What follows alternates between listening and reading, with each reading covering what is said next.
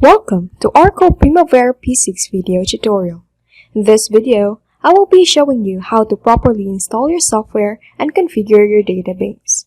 I will also be introducing to you the interface and the basic commands which we will be using to create a PERT CPM network diagram, Gantt chart, and S-curve. So, let's get started.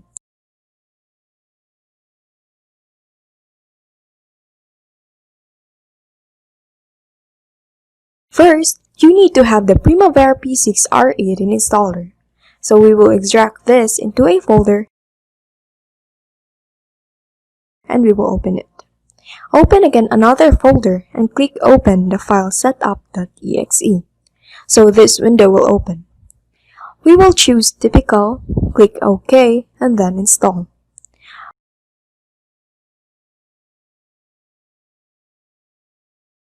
After installing its components, this option will show.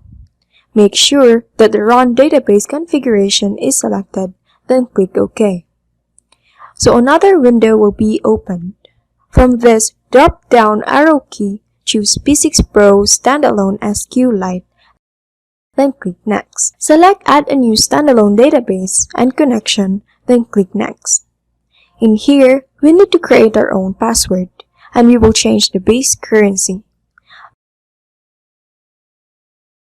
We can type PHP for its short name, and for the symbol, we can open a Word document and type 20B1, then press Alt-X. So we can now copy this symbol and paste it in here. We can also type Philippine Peso for its name. Click Next twice, and you now have your software installed and database configured. Click Finish to exit the window.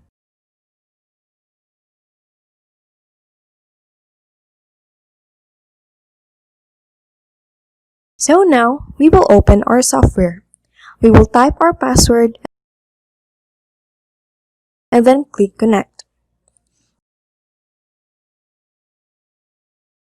Click OK, and this is how the general interface looks like. This upper left part is where the Enterprise Project Structure or EPS located. You can click the minus or plus button to collapse or expand the projects. You can also customize the appearance of your layout by right-clicking in this area, then select Columns, then Customize. In here, we have two columns. Under the first column are all the available options, and the other column is for the data you choose to be shown. You can select and use arrows to move to the desired column, or you can simply drag.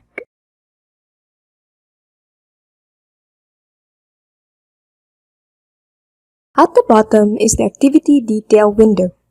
You can see all the data of your projects and activities in here. You can also customize what data to show by right-clicking in any of the tabs, then select Customize Project Details. Again, you can select which to show or hide by using the arrows or simply drag.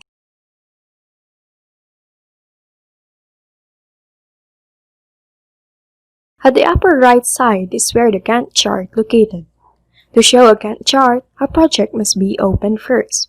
So, we will open a sample by right-clicking the project, then select Open Project.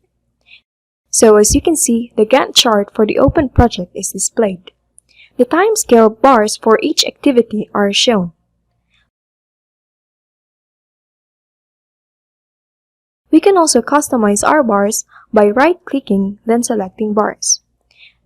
This is the default settings for the bars, and you can set different colors for each bars by clicking here and selecting the color.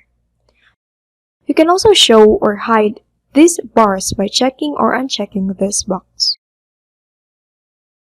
The first row right below the title bar is called the menu bar. You can use this to access all available functionality in the module. The next row is the toolbar. You can use this to quickly access options that pertain to the window displayed and to change the look of your layout. The first set of tools at the leftmost side is the standard toolbar.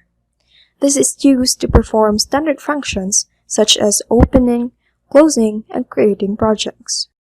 Under this is the enterprise toolbar, which is used to access windows and dialog boxes at the enterprise level. We also have the project toolbar, which is used to access windows and dialog boxes at the project level.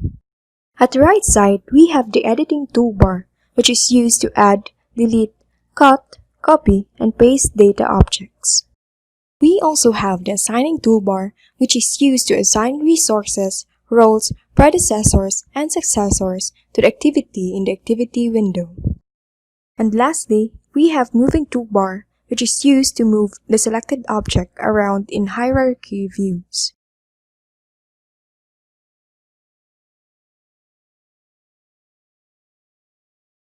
Before creating a project, we must set up our preferences first.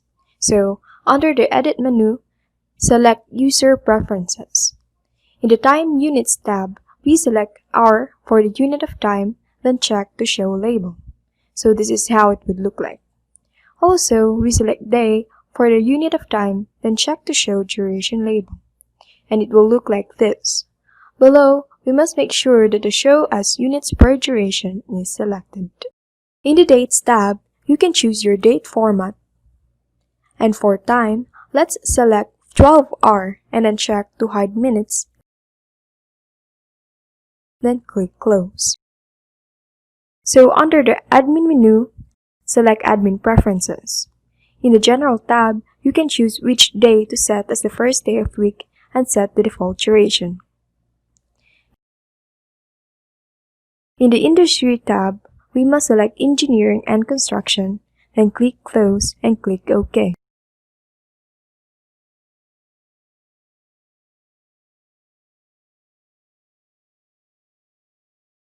So first, you need to create an EPS or a portfolio to sort your projects easily. To do that, go to the Enterprise menu, then select Enterprise Project Structure. Click Add, then set your EPS ID and name.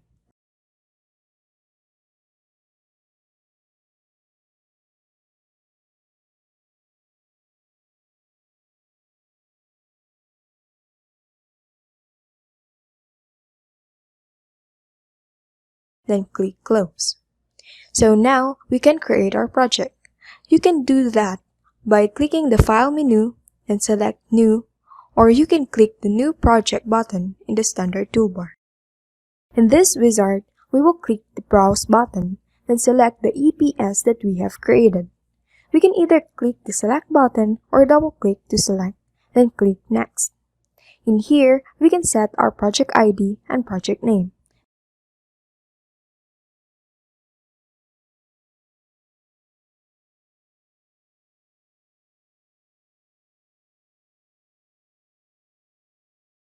Then click Next. So we can set the date for the planned start and make sure that the time is properly set too. Then click Select. We will just leave the must finish date blank, then click Next. We will leave the responsible manager as Enterprise and rate type as Standard Rate, then click Finish. As you can see, the title of our project appears at the top. So before opening our project, there are a few things that we need to do. In the Activity Details, under the General tab, we need to choose the status of our project. So I'll just leave it active. Next, under the Dates tab, we will change our data date or the date our data is updated. For now, I will make it the same as the planned start date.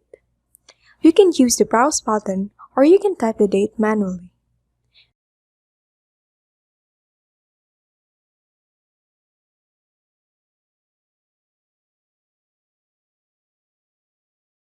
Then, I will set the must finish date.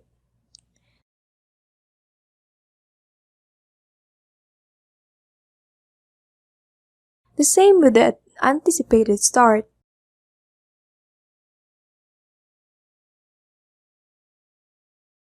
and anticipated finish.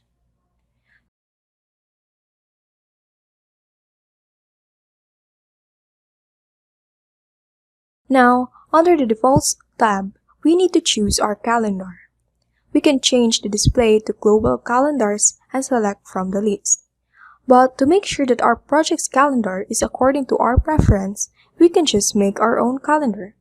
To do that, we click the Enterprise menu, then select Calendars. In here, we need to make sure that Project is selected. Click the Add button, then select a calendar you wish to copy. Then click Modify. I will choose None in this drop-down arrow, so I won't be copying any holidays and exceptions from other calendars. Then select Detailed Work Hours per day, then click Work Week. I will select all the days of the week, then I will highlight the bars from 8 a.m. to 12 p.m. and mark this as work hours. Also with 1 p.m. to 5 p.m. Then click OK. We can now select the calendar that we have just created. Switch to Project Calendars, then select the new calendar. Also, for the percent complete type, choose Physical. So, I can now open my project. The first thing that I want to do is to create my Work Breakdown Structure, or WBS, to arrange my activities. To do that, click the WBS button. It will automatically switch to the WBS window. To add the WBS, you can use the Add button, or you can right-click to the project then select Add. Another way is to press Insert on your keyboard. So I will now add my WBS and name them. Since I want to move this WBS above, I will make use of the Move Up button in the Moving toolbar. In the Activities window, there are no changes yet to the arrangement of my WBS, so I will press F5 to refresh. I will now add activities to my WBS by pressing the Insert button, then I will name them.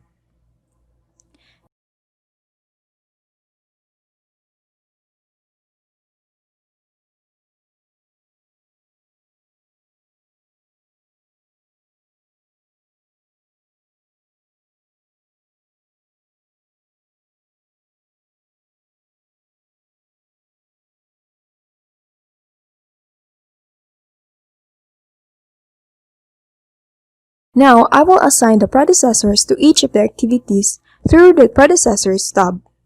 I will click Assign, then select the activity and choose its predecessors in this window.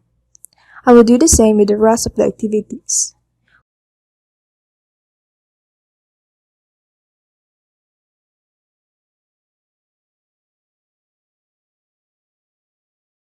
Also, I will do the same with their successors.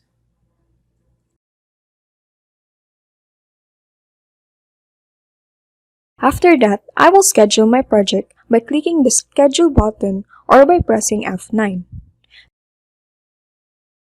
As you can see, the Gantt chart is automatically made since we already established the activities relationships. Also, the total float was automatically calculated and also the activities start and finish dates. Now, I will update the status of my activities by switching to the Status tab in the Activity Details. I will select an activity, then tick the box for Started Status and enter the date. You can also check the Finish status once the project is completed. As you can see, it will automatically calculate the finish date according to the default duration. But I will edit this date since it was completed a little later. Then, I will do the same process to the rest of the activities. As you can see, the bars turn blue indicating that the project is completed, and it will automatically plot the bars according to the input date.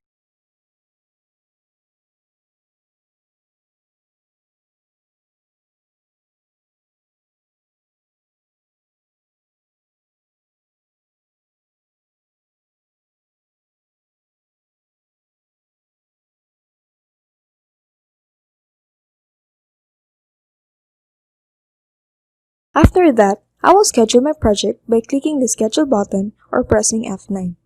I will change the date to say, for example, May 5. This line is moved from the beginning of the project to the date I just have input. This line is called the progress line, indicating the date you last updated your project. You can toggle it off by clicking the progress line button. You can also show the progress spotlight by clicking this button. This will highlight the days from your current data date to the targeted finish day.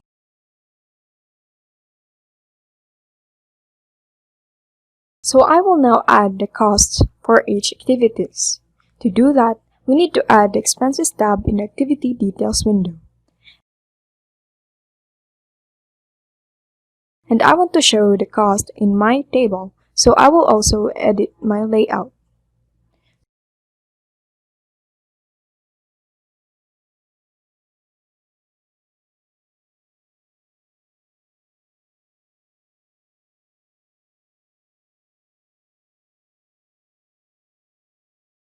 So now, I will add expenses by selecting an activity and clicking the Add button. I will enter signages for the move-in activity and input its actual cost.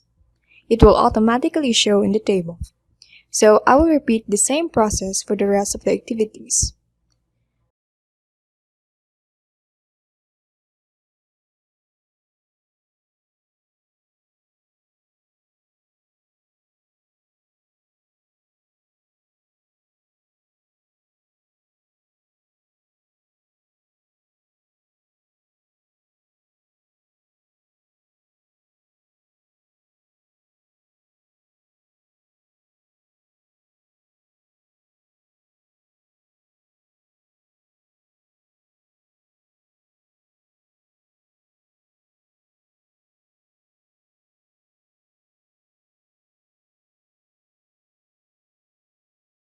If you take a look at the top, you can see that it will automatically sum up all the costs of the activities.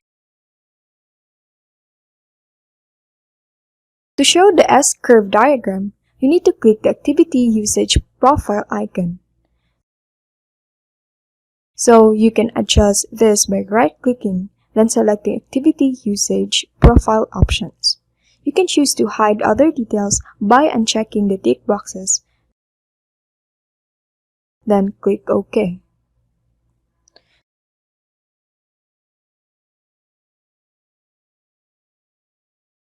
To show the network diagram, you need to click the Activity Network button and selecting your project. And there, you have your network diagram. So, that's pretty much it.